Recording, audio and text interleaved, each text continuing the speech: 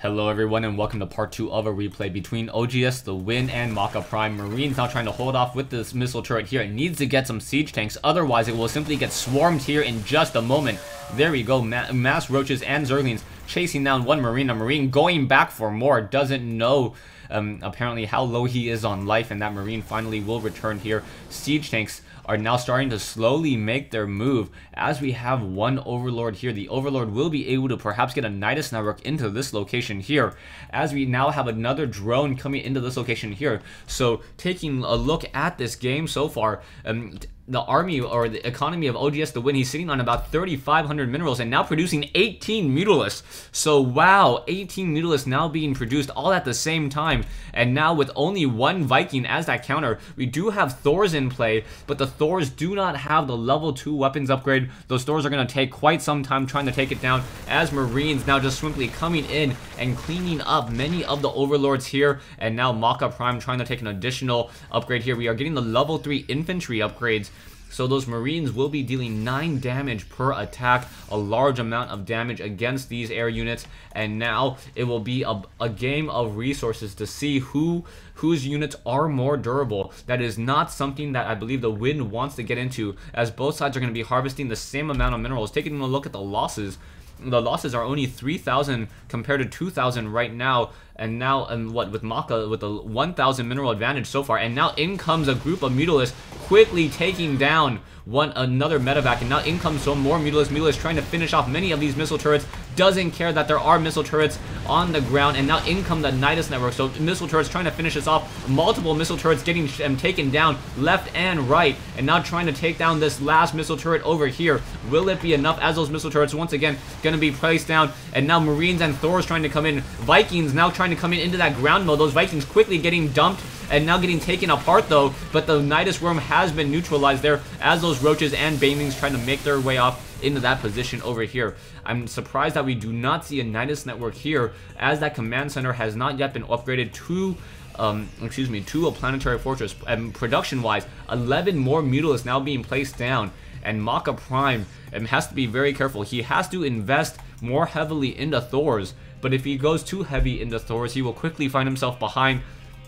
And as Maka Prime, or sorry, OGS the Win can transition very easily into mass Zergling, Baneling, and Roaches. So another, taking a look at the unit combinations, we currently have 24 mutalisks in the air. Those mutalisks are going to be able to finish off many of those SCVs, as they're currently trying to build another missile turret here. However, that's going to quickly get taken down. Marines trying to shoot down, get more damage in. Vikings are coming in as well.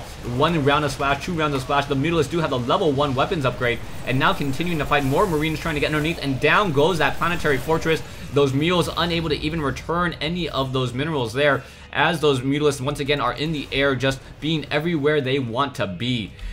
All at the same time, Vikings now trying to come in, trying to engage. Those Vikings do have a decent amount of range. However, the mutalisks have a decent numbers game on them, and now trying to come back into this. However, in comes a flock of attacks there from the Thor and those javelin missiles. Those mutalisks need to get that magic box technique down and not take that much splash damage. Another round of javelin missiles and another fresh missile turret there, and the Win just losing a lot of resources. However, Maka Prime has not, even though he has lost a lot of mineral resources, he has not lost severely that much gas so far, as this game is now turning into a north versus south matchup.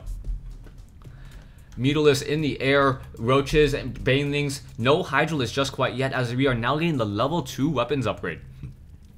We are also getting, I think that's the Neo Steel Terran building armor upgrade, which will give these planetary fortresses an armor of 5, and also the missile turrets an armor of 2. It looked like all of those mules just stopped mining at all the same time, and now Maka, losing his yellow mineral patches, will start to take a heavier hit in this economic game. You can see the number of SCVs, harvester count 64, as where are the rest of those harvesters?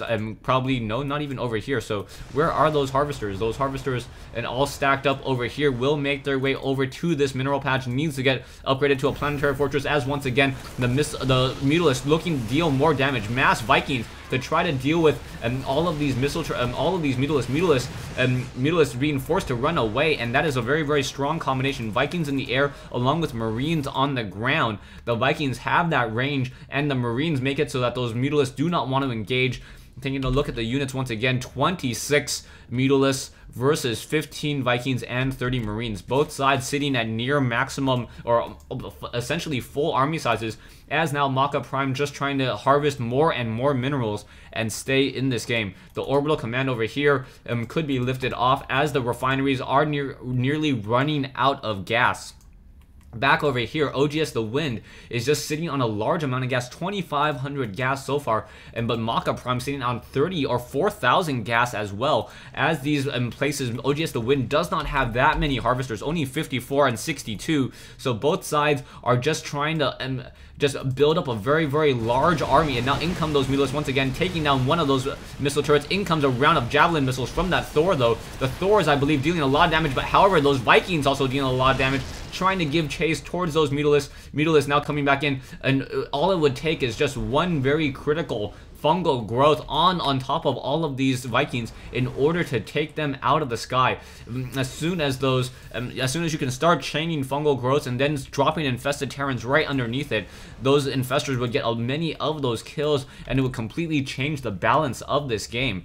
You can take a look. We see one infestor over here, level 3 weapon or armor upgrade, and now you can see production wise what's being researched by Maka Prime. Maka Prime getting the level 3 ship upgrades, level 1 armor upgrades, another planetary fortress, a couple of missile turrets, and now how did he build that starport that quickly? Not quite sure.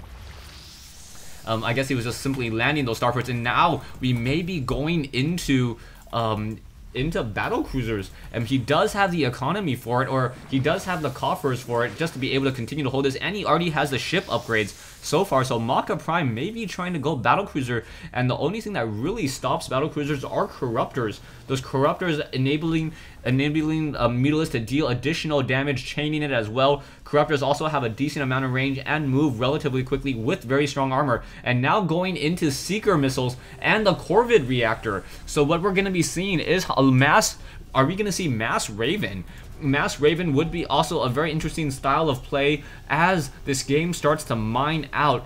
Unit energy is going to play a very, very critical role in this game, as unit energy and being able to cast very, very destructive spells is going to become just a very, very integral and key part of this game. Marines now trying to move out of fungal growth, and now those Marines able to finish off many of those spine crawlers, even just because they're fully upgraded 3-0 on their attack. So even though they were fungal growth, you can see OGS the Wind just constantly making smiley faces, just saying, I can't believe things are just not simply going my way. Level 3 ship upgrades now being completed. Ship upgrades, so 14 damage per round of attack from those Lancer torpedoes, so 28 against those Mutalisks that do not have any carapace upgrades just quite yet on the Zerg Flyer carapace upgrades. So we are now getting the Neo Steel Frame as well. So the Neo Steel Frame is the ability for bunkers and planetary fortresses to get 2 additional slots in order to hide SCVs. It does not affect medevacs. That would be actually a pretty cool upgrade. Vikings now currently just sitting out over here. We are now also getting the Behemoth reactor. So the Behemoth reactor will increase the starting energy on those battle cruisers. And however, there are no battle cruisers trained just quite yet. This is going to be a very, very dangerous game for Maka Prime to play. You can see with the Vikings, he's currently supply locked. In order for him to create any battle cruisers, he has to lose a lot of units. However, if he loses those units, those battle cruisers take in a 90 game seconds to build. For 90 game seconds, if he tries to build up that many battle cruisers, he simply will not have that large of an army, as he's building off of 9, so he will be 54 food behind if he is training from multiple starports at the same time. So the starport down here, and now siege tanks over here, and this is one of the weaknesses of the Terran army and the Terran race in general. If it becomes a base race like this, if you want to create those higher tier units, you end up being stuck in production for quite a while. Unlike the Zerg player, who is able to just simply spam up a lot of units relatively quickly, get corruptors, and then transition them into broodlords with some utility, and also with the Protoss being able to get high Templars and Dark Templars out onto the field with that warp gate. So the bunkers, you can see that they are, with that Neo Steel upgrade, they look a little bit different. and enabling them to have higher capacity. SCVs now on the move over here will quickly take some damage towards these. And now I believe these SCVs are just trying to clear up a lot of their food count. You can see that these refineries are now mined out. And now Maka Prime most likely losing some of those harvesters. Yeah, just simply losing harvesters for the sake of losing harvesters. And then we'll be able to start training up some Banshees and training up some battlecruisers. Both sides in a very, very large standoff so far. No one wants to engage and make a mistake. So this is going to become a very, very interesting game as the Roaches, Banelings still sitting here from the early portion of this game so far. And the Volatile Burst does deal a lot of additional damage. So these Banelings dealing 43 damage when they explode. Significantly more damage. I do not believe... Oh, the Banelings do deal 90 damage as well. They also get upgraded. And now we're going into a mass planetary fortress game by Maka Prime. So 3 planetary fortresses now being placed out strategically across the map. And he is just going to simply start making its way down with those planetary fortresses. We do see Neural Parasite now being researched as well. And Maka Prime with a very tight spread of missile turrets will make it very difficult for any burrowed roach play or burrowed, infestor play to deal any damage. That one roach may get taken down, able to barely escape away. Perhaps it is going to burrow. Burrow has not yet been researched. We are now getting the level 3 flyer upgrades. So the Zerglings are nearly maximum upgrades at 2-3, and now Broodlords could become a very, very strong option if it wasn't for the sheer number of Vikings in the air. With so many Vikings, Broodlords wouldn't stand a chance, especially as those Vikings are now 3-0 upgrades as well. Once again, grabbing an SCV, and now he is grabbing an SCV and building a command center. Alright, so this is going to take a long, long time as he needs to constantly Neural Parasite this. And in order to build this one command center, if he gets an additional 200 food, this game will be completely off the wall. As is the food count actually changed between races?